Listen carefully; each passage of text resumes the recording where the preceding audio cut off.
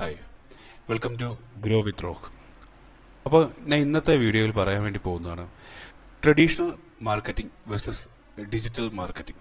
ഞാൻ കഴിഞ്ഞ ക്ലാസ്സിൽ പറഞ്ഞായിരുന്നു ഡിജിറ്റൽ മാർക്കറ്റിങ്ങിൻ്റെ ഇമ്പോർട്ടൻസ് പറഞ്ഞപ്പോൾ കൂട്ടത്തിൽ ട്രഡീഷണൽ മാർക്കറ്റിങ്ങിൻ്റെ ഒരു ഇമ്പോർട്ടൻസ് കൂടെ ഞാൻ ജസ്റ്റ് ഉൾപ്പെടുത്തി പറഞ്ഞു പോയിട്ടുണ്ടായിരുന്നു. അതിൻ്റെ മെറിറ്റ്സും ഡിമെറിറ്റ്സും കൂടെ ഉൾപ്പെടുത്തി പറഞ്ഞു പോയിട്ടുണ്ടായിരുന്നു കഴിഞ്ഞ വീഡിയോയിൽ. അപ്പോൾ ഇന്ന് ഞാൻ പറയാൻ പോകുന്നത് ട്രഡീഷണൽ വേഴ്സസ് ഡിജിറ്റൽ മാർക്കറ്റിംഗ് തമ്മിലുള്ള difference, A tale of to areas. Okay, അപ്പോൾ നമുക്കത് ഓരോന്നായിട്ട് നോക്കാം. ആദ്യം നമുക്ക് ട്രഡീഷണൽ മാർക്കറ്റിംഗ് എന്താ നോക്കാം. ട്രഡീഷണൽ മാർക്കറ്റിംഗ് പറഞ്ഞല്ലോ, നമ്മൾ അവിടെ ഡിജിറ്റൽ മീഡിയ ഒന്നും നമ്മൾ യൂസ് ചെയ്യുന്നില്ല. ഓക്കെ, പത്രപരസ്യം, newspaper advertisement, radio advertisement, TV advertisement, billboard എന്നീ തുടങ്ങിയ മാധ്യമങ്ങളിലൂടെ നമ്മുടെ പ്രൊഡക്റ്റോ സർവീസോ ബ്രാൻഡോ ആൾക്കാരിലേക്ക് എത്തിക്കുന്നതിനെ ട്രഡീഷണൽ മാർക്കറ്റിംഗ് എന്ന് പറയും. നമുക്ക് അതിന്റെ ഓരോ പോയിന്റ് എന്തൊക്കെയാന്ന് നോക്കാം. ഒന്നാമത്തെ, broad reach across mass audience എന്ന് വെച്ചാൽ എന്താ, നമ്മൾ ഉദ്ദേശിക്കാത്ത, നമ്മൾ ടാർഗറ്റ് ചെയ്യാത്ത കസ്റ്റമേഴ്സിലേക്ക് എത്തിക്കുക. ഇപ്പം ഞാൻ ഒരു എക്സാമ്പിൾ പറയാം. എനിക്കൊരു ടെക്സ്റ്റൈൽ ഷോപ്പുണ്ട്. അവിടെ എന്ന് പറയുമ്പോൾ മെൻസിന് വേണ്ടിയിട്ടുള്ള മാത്രം ഒരു 18 വയസ്സ് മുതൽ 30 വയസ്സ് വരെയുള്ള മെൻസിന് വേണ്ടിയിട്ടുള്ള ഒരു ഡ്രസ് ഷോപ്പാണെന്ന് വെച്ചോ.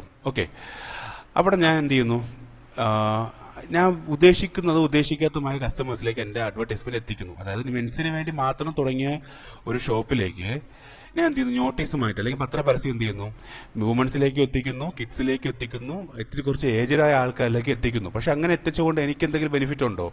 ഇല്ല. കാര്യം എന്തുകൊണ്ടാണ്? എനിക്ക് വേണ്ടതാരേക്കാ ഈ ഒരു 18 വയസ്സ് മുതൽ ഈ 30 വയസ്സ് വരെയുള്ള ഏജുള്ള ആൾക്കാരിലേക്ക് മാത്രം എൻ്റെ ഈ ഒരു പരസ്യം പോയാൽ മതി. പക്ഷേ അവിടെ നമ്മൾ ട്രഡീഷണൽ മാർക്കറ്റിംഗ് നോക്കുമ്പോൾ നമ്മൾ അങ്ങനെ ഒരു ആൾക്കാരെ ടാർഗറ്റ് ചെയ്യുന്നില്ല. എന്ന് വെച്ചാൽ ബ്രോഡ് ഓഡിയൻസാണ്. നമ്മളവിടെ ആരെയും ടാർഗറ്റ് ചെയ്യുന്നില്ല. നേരത്തെ ഞാൻ മുമ്പ് പറഞ്ഞിട്ടുണ്ടായിരുന്നു, എന്താണ്, വലയെറിഞ്ഞ് മീൻ പിടിക്കുക. ആ ഒരു കോൺസെപ്റ്റാണ് ഈ ട്രഡീഷണൽ മാർക്കറ്റിംഗിൽ broad reach across mass audience കൊണ്ട് ഉദ്ദേശിക്കുന്നത്.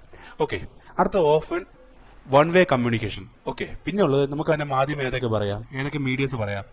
TV advertisement, radio, print media channels ഏതൊക്കെ, നമുക്ക് ബ്രൗഷർ, നോട്ടീസ്, ബിൽബോർഡ്, ഇങ്ങനെയൊക്കെയുള്ള ഏരിയസ് നമുക്ക് എന്ത് ചെയ്യാം, ഇതിന്റെ ഒരു എക്സാമ്പിൾ ആയിട്ട് പറയാം. Okay, difficult to measure effectiveness എന്ന് വെച്ചാൽ നമുക്ക് അതിന്റെ റിസൾട്ട് ഒരിക്കലും നമുക്ക് എന്ത് ചെയ്യാൻ പറ്റത്തില്ല, മെഷർ ചെയ്യാൻ ഭയങ്കര ബുദ്ധിമുട്ടുള്ള ഒരു കാര്യമാണ്. ഓക്കെ, പിന്നെ ഹയർ കോസ്റ്റ്സ് ഫോർ പ്ലേസ്മെന്റ്. നമുക്ക് എന്ത് ചെയ്യാൻ പറ്റും, നമ്മളൊരു അഡ്വർടൈസ്മെന്റ്, നമ്മളിപ്പോൾ ഒരു ട്രഡീഷണൽ മാർക്കറ്റിംഗ്, നമ്മളൊരു പത്രത്തിൽ പരസ്യം കൊടുക്കുമ്പോൾ തന്നെ അതിന് നല്ലൊരു റേറ്റ് അല്ലേ, പരസ്യം കൊടുക്കുമ്പോൾ നല്ലൊരു എമൗണ്ട് ആണ്, നല്ല ഹൈ കോസ്റ്റ് ആണ്. പിന്നെ ട്രാൻസ്പോർട്ട് കോസ്റ്റ് ഉണ്ട്, നോട്ടീസ് അടിക്കുന്നതിന് കോസ്റ്റ് ഉണ്ട്, TV അഡ്വർടൈസ്മെന്റ് കൊടുക്കുമ്പോൾ കോസ്റ്റ് ഉണ്ട്, അതോടൊപ്പം എന്ത് ചെയ്യാൻ പറ്റും, പത്രത്തിൽ പരസ്യം കൊടുക്കുമ്പോൾ കോസ്റ്റ് ഉണ്ട്. പക്ഷേ ഇതിൽ നിന്ന് നമുക്ക് റിസൾട്ട് കിട്ടില്ല എന്നൊരു ഉറപ്പ് നമുക്ക് പറയാൻ പറ്റും. ചിലപ്പം ഇതിനേക്കാൾ നമ്മൾ കൊടുത്ത അഡ്വർടൈസ്മെന്റ് കൊടുത്ത എമൗണ്ടിനേക്കാൾ ചിലപ്പോൾ കൂടിയ തുക നമുക്ക് വരുമാനം കിട്ടിയെന്നിരിക്കാം, പക്ഷേ കുറവ് വന്നെന്നിരിക്കാം. പക്ഷേ എന്തുകൊണ്ട് നമുക്ക് ചിലപ്പം ഹയർ കോസ്റ്റ് തന്നെയാണ് ഈ ഒരു ട്രഡീഷണൽ മാർക്കറ്റിംഗ് എന്ന് പറയുന്നത്.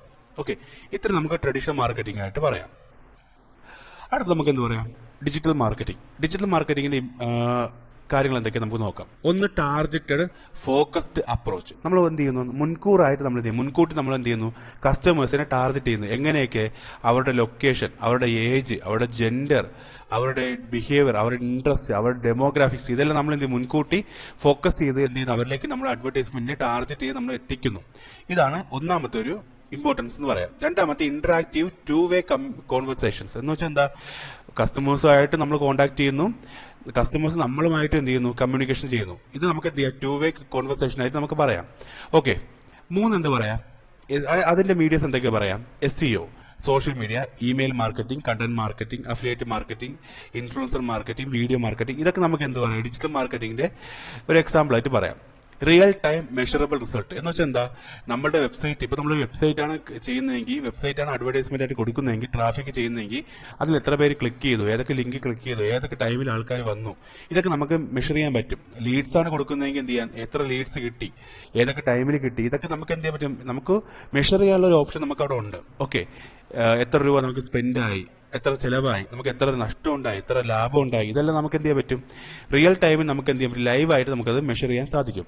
പിന്നെയുള്ള എന്താ പറഞ്ഞത്, കോസ്റ്റ് എഫക്റ്റീവ് ആൻഡ് അഡാപ്റ്റബിൾ, അല്ലെങ്കിൽ cost effective and higher revenue എന്ന് പറഞ്ഞായിരുന്നു. എന്താ, ചെലവും കുറവായിരിക്കും, എന്നാൽ നമുക്ക് വലിയ വരുമാനം ഉണ്ടാക്കാൻ സാധിക്കുന്ന ഒരു മേഖലയും കൂടിയാണെന്ന് പറഞ്ഞു ഡിജിറ്റൽ മാർക്കറ്റിംഗ് എന്ന് പറഞ്ഞു. ഇല്ലേ, ട്രഡീഷണൽ മാർക്കറ്റിംഗ് എന്താ പറയുക, ഹൈ കോസ്റ്റ്, ഇവിടെ എന്താ, കോസ്റ്റ് എഫക്റ്റീവ് ആണ്. ഓക്കെ, ഇതാണ് നമുക്ക് ട്രഡീഷണൽ മാർക്കറ്റിംഗും ഡിജിറ്റൽ മാർക്കറ്റിംഗ് തമ്മിലുള്ള ഒരു ഡിഫറൻസ് എന്ന് പറയുന്നത്. A tale of two eras. Okay, traditional marketing നമുക്ക് എന്ത് പറയാം, focus on your digital marketing നമുക്ക് എന്ത് പറയാം, focus on your attractive customer in product and services എന്നും, ട്രഡീഷണൽ മാർക്കറ്റ് നമുക്ക് എന്ത് പറയാം, ബ്രോഡ് ഓഡിയൻസിനെ മാത്രം നമ്മൾ എന്ത് ചെയ്യുന്നു, ടാർഗറ്റ് ചെയ്യുന്നു എന്ന് നമുക്ക് ഈ ഒരു വീഡിയോയിൽ നമുക്ക് എന്ത് ചെയ്യാം പറഞ്ഞ് നമുക്ക് വൈൻഡപ്പ് ചെയ്യാം. Okay, thank you.